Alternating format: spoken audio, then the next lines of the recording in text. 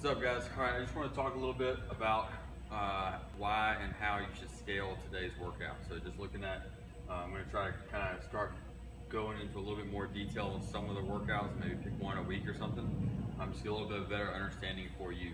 So why should you scale this workout? So this workout is designed to be an aerobic workout, which means you should be able to consistently move through this the whole time without having any bottlenecks, without any stopping points. So when I describe this workout, the overhead squat is the main thing, but even the double unders too.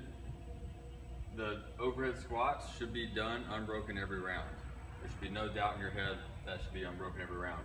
The double unders, if you're only doing like 2 or 3 at a time, then you should do high knees or single unders. Again, the purpose is to move through this consistently the whole time. So what this would look like in an ideal world, 100 double unders, either unbroken or 2 sets or 3 sets.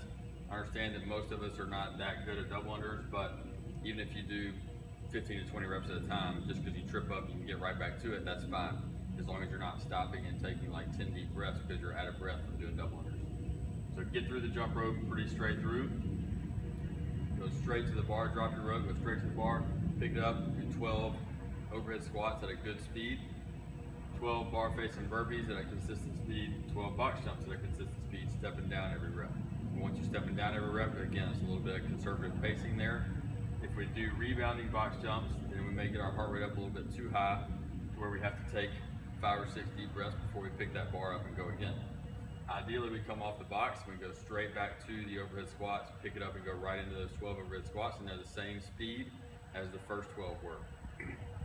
If we go too heavy, so 95 pounds, 65 pounds, if you can do it unbroken, but it's still on the heavy end side of things, and you're fighting for it, especially on that round 2 and 3, you're slowing down the overhead squats because the weight's heavy, you're kind of stabilizing the bar, having to control it, worried about where it's going to be, whether or not you're going to drop it or not, then the weight's too heavy.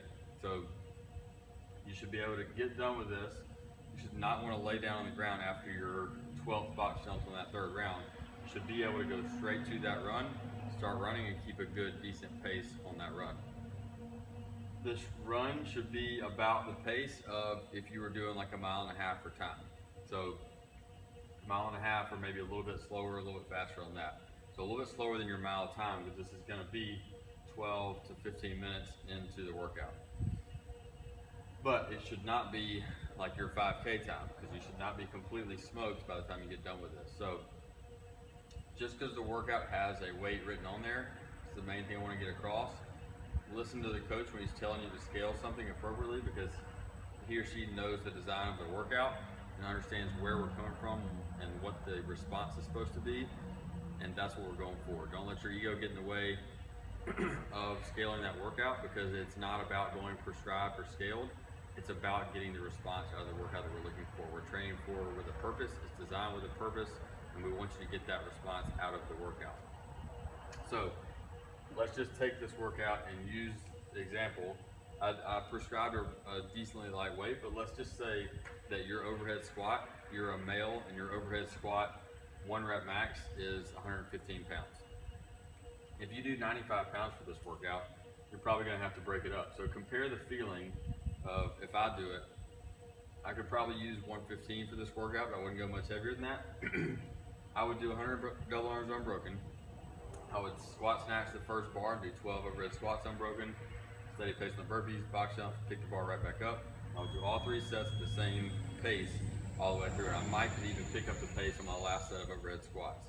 And then I would go straight to that run, and I would keep that run would be under 1:45 or so, or at least under 2 minutes, which would be kind of in between, like I said, that 1.5 mile time, mile to 1.5 mile time. Compare that, sorry for there, but compare that feeling to, let's say I did 100 double unders and then I used a weight of 185. So I would power clean, get the bar over my head, get it to my shoulders. I might squat snatch it on the first one, and then I could get your first set of 12 in. Maybe after the double unders it would be a struggle, but I could probably get the first set of 12 in. My burpees would be slower because of that weight being pretty heavy.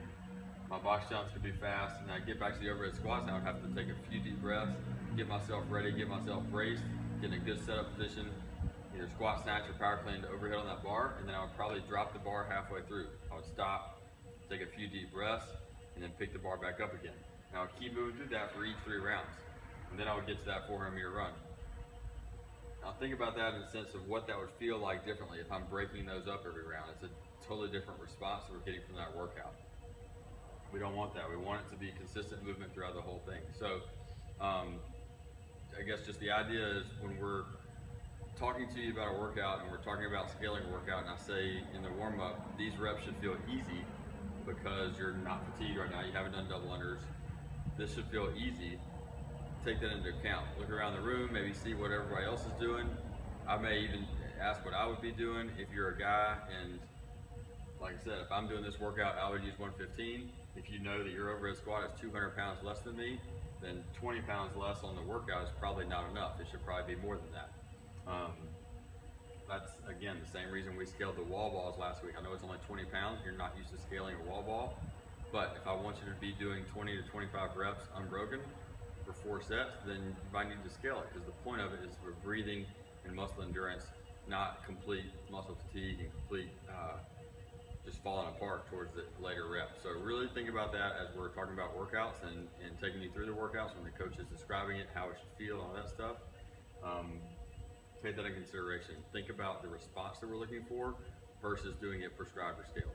Hope that helps. Let me know if you have any questions.